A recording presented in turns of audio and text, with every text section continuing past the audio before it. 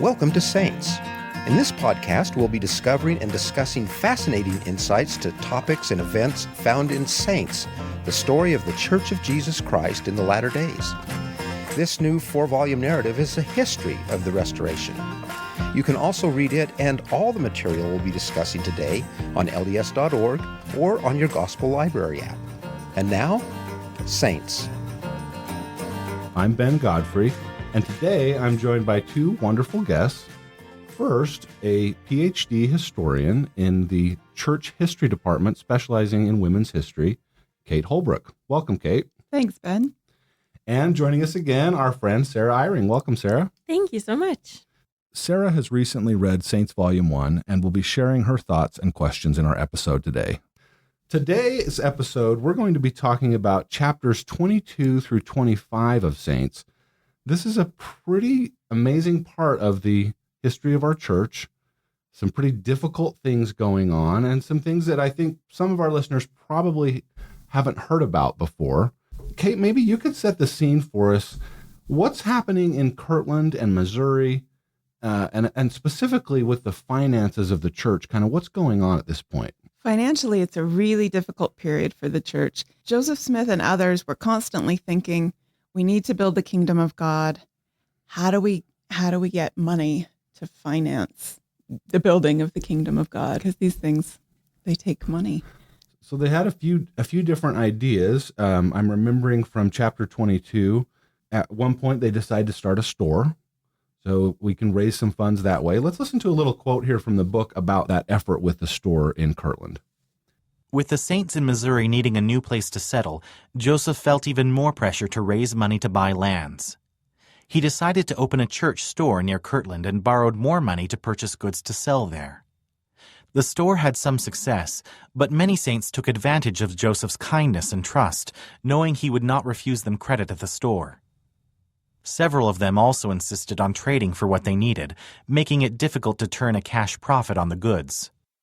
This is really a good insight into one of the things Joseph Smith was up against, was his head and his heart. And so often his heart won. He was just a tremendously compassionate person.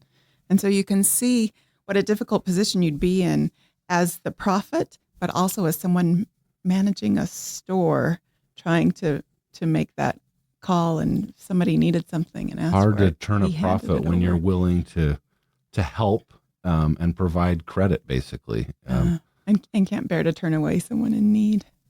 So was he able to delegate that responsibility of controlling the store, or was that something that he continued to grapple with?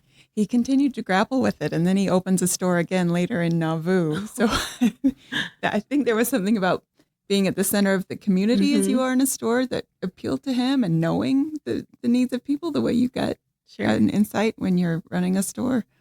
So also in chapter 22, we learn the story about what becomes Doctrine and Covenants section 111.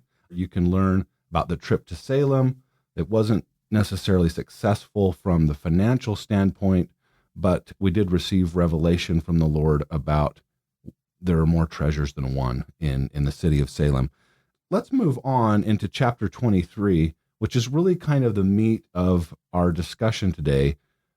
We hear this thing called the Kirtland Safety Society. What is that? Most of our listeners may never have even heard of this bank that was started by the church. It was a bank, but it was a precursor to a bank. They thought, well, this is another way we can print our own currency, which was something people were doing in the U.S. at the time, and we can try to build up the local economy and at the same time earn some interest through this venture that we can put into the coffers of the church so that we can. Joseph felt God telling him to buy more land, and he didn't have the money to buy the land. So this was an effort to have money to improve the financial well-being of the saints and to be able to accomplish what he felt God was telling him to do. So some of the 12 went to fill out the paperwork from a federal perspective to make sure everything was being done on the up and up. And meanwhile, Joseph met with people throughout town trying to get them to invest in the Safety Society. They were pretty confident this was a standard sort of thing that you would do. I remember that the story that they sent some people off to get printing plates. So it was, yeah, this is going to work out. We're going to get the paperwork, but the state doesn't grant them the license that they needed to be a formal bank. Is that right? That's right. And one of the reasons the state doesn't grant them the license is because of nationally, some of these small banks are starting to fail. This is the beginning, soon plunging into a tremendous national financial crisis. So the timing of the Safety Society was really bad. Yeah. And these national pressures, they entered Kirtland, and pretty soon the Safety Society was failing. It would be sort of like, really getting big in the stock market right before the Great Depression. That's kind of what was happening, right? We have the financial panic of 1837 coming around the corner, and they don't know that yet. But they're plunging in here with this new society. And some of them are really putting, especially Joseph Smith, who invested thousands of dollars. Much of his personal money went into this Safety Society, but he certainly wasn't the only one. A lot of people felt like this is what God wanted them to do. Joseph Smith was confident that this is what God wanted them to do. And so they sacrificed and put their money into it. And then it didn't work out. What happened? I mean, it wasn't a swimming success. Is that what you're telling me? It wasn't a swimming success, in part because banks were failing around the country, but also in part because a man named Grandison Newell resented the saints, was worried about them, hated Joseph Smith, and he started to figure out what he could do personally to make the bank fail. Oh, no. And he was savvy, and his efforts worked. So a lot of people, even who initially really believed in the Safety Society, even members of the 12, started withdrawing their support from the Safety Society. And it takes everybody sticking with it to make a go of it. So Joseph Smith, bless his heart, he never abandoned it. He kept his funds in there, but the others did not. Let's listen to another little quote here from the book about Grandison Newell, who has become one of my new favorite villains of our story. Soon after the Safety Society opened for business, a man named Grandison Newell began hoarding banknotes. A longtime resident of a nearby town, Grandison hated Joseph and the saints. He had enjoyed some prominence in the county until the saints arrived, and now he often looked for ways, legal or otherwise, to harass them. When you were telling us about the Kirtland Safety Society, I sort of was thinking about It's a Wonderful Life. Remember that movie? Sarah, come on, you've seen that movie. I have seen that movie every year at Christmas, right? Exactly. And what are he always says, your money isn't here. Your money's in the house and the farm. Well, that's kind of what's happening in Kirtland a little bit. Yeah. And Grandison Newell is worse than Mr. Potter. Was that his name from the story? So he's hoarding these notes. He's trying to sink the bank. Yeah. He's going to put them under. So Joseph and Sydney, they leave town, and even some of Joseph's supporters are, like you said, not very happy. Yeah. What happened to Parley Pratt? Parley Pratt was, and I'm descended from him, so I really perk up when he messes up. Well, tell us about what he did or what he said. He became really disillusioned. He withdrew his support from the Safety Society, and he wrote this really angry letter blaming Joseph, accusing him of trying to manipulate. There's a quote in the book where he says, "The whole scene of speculation in which we have been engaged is of the devil." And this letter gets distributed throughout town. Everybody reads it. Joseph Smith reads it. Parley tries to leave. He's really breaking with the church. Now, what is Parley's calling at this time? He's an apostle. He's an apostle of the church. I mean, that is so hard for us today to kind of imagine an apostle writing an angry public letter to the prophet of the church, accusing him of falling. Even in the temple, they're having a meeting in the temple, and Parley calls Joseph out. It's hard for me to imagine how stressful it was when people would come to the temple to have meetings where they discuss spiritual things and they discuss temporal things. And these angry people, including sometimes it was apostles, sometimes it was just other church members, sometimes it was people who weren't members of the church, would sit in the back and heckle, or else they would just stand at the pulpit, or they'd try to intimidate whoever was speaking and sit up there behind them. The contention that was present everywhere, but even at church meetings, what a rough time for Would have been everyone. very, very difficult. So were any and everybody invited to these church meetings or into the temple? Why was there such contention, even among members who were trying to be righteous? That's a good point that you bring up, that this temple is not the temple we think of today, not something that you have or recommend to enter, but it was an open forum. And Oh, that's interesting. some meetings were closed, but some were just public meetings that people Wow. could attend. It's kind of like maybe analogous to us going to sacrament meeting, like visitors welcome, Yeah. and there they are. And there's one particular scene in the book that I think will surprise many members. And this is this scene with Joseph Sr. Can you relate that story to us and just help our listeners understand what's going on? So Joseph Smith is gone. Joseph Smith Jr. has left town. He's afraid for his own safety. He's afraid he's going to be arrested, but that doesn't give people more confidence in him or in what's going on. So in his absence, Joseph Smith Sr. gives a talk in the temple. And as he's doing that, one man runs up and starts to try to pull him down. And suddenly other men jump up with knives drawn. Joseph Sr.'s son, William, sees his father being abused and runs up to save him. And somebody pulls a sword and points it at his throat and says, "Stop right there, or Oh, my I'll run you goodness. through." An incredible explosion of violence. So then people, they see this, and what would you do? They start running. It Definitely. even says They that there's leave the people like doors. jumping out windows. Jumping They out just want to get windows. out. Yeah. It's scary. Yeah. Can you imagine? Tensions are high and there are weapons, and you want to get out of there. That is so frightening. Eventually things calm down enough that the crowd is dissipated and so forth. Let's come back to Parley Pratt just for a moment. Parley leaves town, right? Mm-hmm. He's kind of out of there, and he's on the road, and he meets somebody coming the other direction from Missouri. He meets Thomas Marsh, David Patton, and William Smith coming from Missouri to visit Kirtland. And Parley had sold some land. Most of the saint's wealth was in land, and the land was being devalued. And these men see him. They're his brothers in the Quorum of the 12. And they say, what are you thinking? Why are you denying all that you know is true in the way you're behaving right now? And they convince him to go back. And by the time he's back there, he's really admitting, I was unfair. I misrepresented what Joseph Smith was doing. I'm sorry. It seems as though, Parley isn't the only prominent member of the church or leader of the church to leave the church, or some were even excommunicated.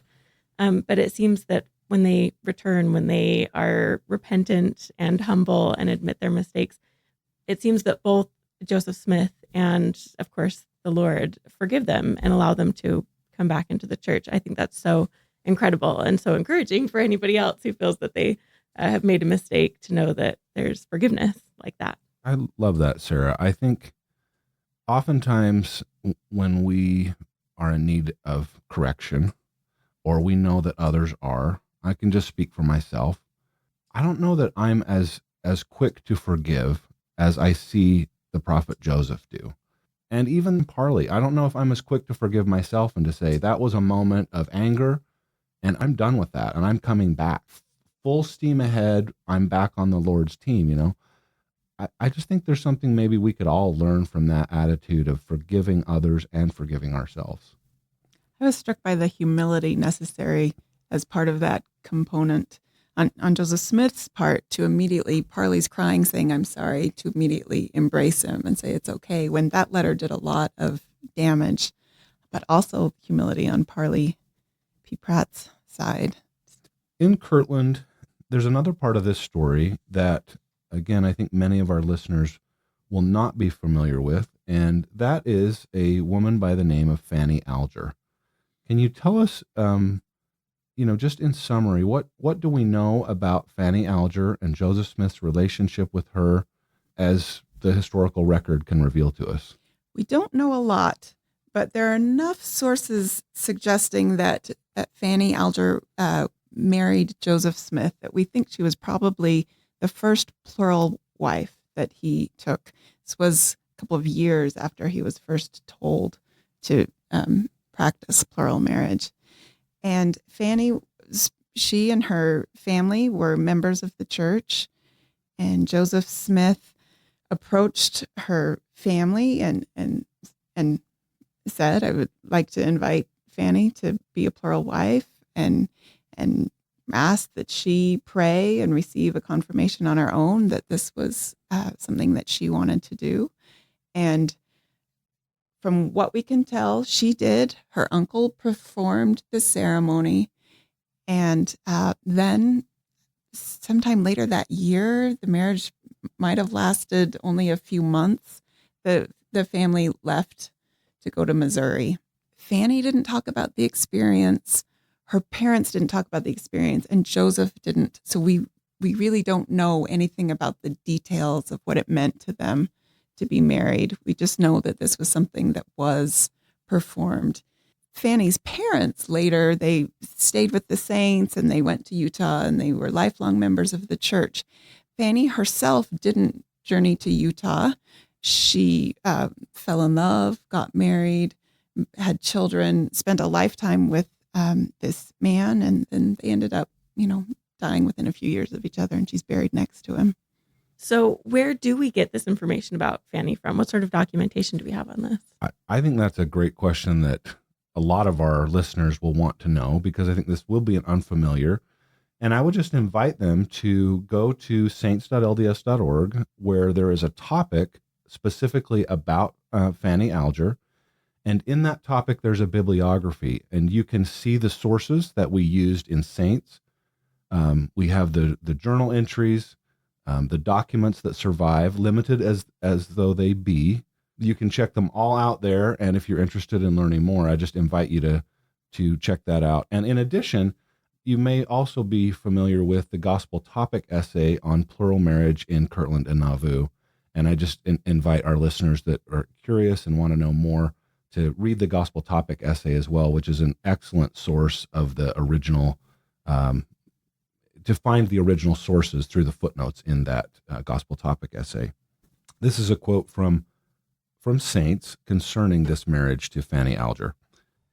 Following the Lord's command, Joseph proposed marriage to Fanny with the help of Levi and the approval of her parents. Fanny accepted Joseph's teachings and his proposal, and her uncle performed the ceremony. Since the time had not come to teach plural marriage in the church, Joseph and Fanny kept their marriage private, as the angel had instructed. But rumors spread among some people in Kirtland. By the fall of 1836, Fanny had moved away. I might want to mention that this is another wedge in the relationship between Oliver Cowdery and Joseph Smith. These two men who had seen such miracles together, who had been worked together in the translation of the Book of Mormon, who had had the priesthood restored to them. All of these tensions are driving them apart. And hearing that Joseph Smith had taken on an additional wife was another real wedge, a real concern to Oliver Cowdery. It's difficult for us to imagine, how real that was for him. But Oliver really is very frustrated, and their friendship, they were brothers, that, like you say, they were in all these things together, and now that relationship's kind of falling apart between Joseph and Oliver. There's another difficult part in this story. Hiram Smith's wife, Jerusha, passes away, and he marries a person that's going to become really important in church history. Do you remember who she is, and can you tell us about her a little bit? Yeah, so Mary Fielding had joined the church in Canada. Parley P. Pratt had taught her brother and her sister and her, and then she'd come to Kirtland. She was full of faith and enthusiasm and hope, and she was in her 30s, had never been married, and people could see meeting her what a good, solid woman she was. Well, Hiram has just been made a member of the first presidency of the church, and he has 6 young children. His wife, Jerusha, died just a few days after the birth of their 6th child. So you can imagine how overwhelmed and devastated he is. And Joseph says to him, I think you should marry Mary Fielding. Thanks, brother. Yeah. And it strikes him as a good idea, and he proposes, and she gladly accepts taking on 6 children. But she does it. She does it with aplomb. Some of us have this picture in our minds. There's a painting, a famous church history painting, and it's Mary Fielding Smith with her cattle, and she's bringing her wagon into the valley, right? Now, I know who she is a little bit better. This is a woman who, in her 30s, took on a family, and she's a strong lady. There's no keeping her down, but I love how this story helped me understand who she was a little bit more. And sometimes we think of the child she has with Hiram, Joseph F. Smith, as an only child. He was not an only child. He had these 6 older siblings. It's an amazing part of the story. So there are also things happening in England at this time. Can you tell us a little bit about the story going on there? So glad you mentioned that, Sarah, because when you're talking about all of this financial stress and discord, you can see feeling like everything is bad. What are we even doing here? But then you think about the miracles that were taking place in England. Missionaries there were having tremendous success. They first landed in Preston, England, and they found people who were just ready to embrace the gospel. And a lot of the new members were young people, working class people who needed some hope in their lives and were religiously attuned. And the church teachings just really had what they needed. And so those new members, it was growing so quickly. A lot of them, when they were able to, came and started to gather with the saints, which, in addition to being a really good thing, this infusion of people with bright hope and faith also put more financial stress on the saints. And the neighbors who were suspicious of these people, these populations getting bigger and bigger, then would see more people just streaming in from another country, and they weren't wealthy people with means. And so it also increased the strength. But it's useful to think about the spiritual communion people were having in England, but also still in Kirtland and in far west Missouri at the same time that there were these tremendous challenges. It is nice to remember there's sort of some happy things going on, because at the end of these chapters, I sort of left with this feeling of, Joseph and Oliver are kind of on the outs. At the end of this chapter 25, Joseph and Sydney are kind of right out of town in cover of darkness because people are so angry. It's a kind of a difficult moment, but they're going to move on to Zion, and we're going to follow up with the story as they arrive in Zion and try to build Zion in Missouri. Thank you so much, Kate Holbrook, for being here with us today, and also Sarah, thank you so much for being with us. Thank you, our listeners, for listening in today, and as always, you can learn more about Saints by going to saints.lds.org, where you can watch the latest videos, read the topics, and follow the chapters that we've discussed today. I'm Ben Godfrey. Thank you for listening. Thanks for joining us today for Saints. And don't forget to read more of this historical narrative on LDS.org or on your Gospel Library app. Join us again for our next episode, where we'll once again discover fascinating insights of church history found in Saints, the story of the Church of Jesus Christ in the latter days.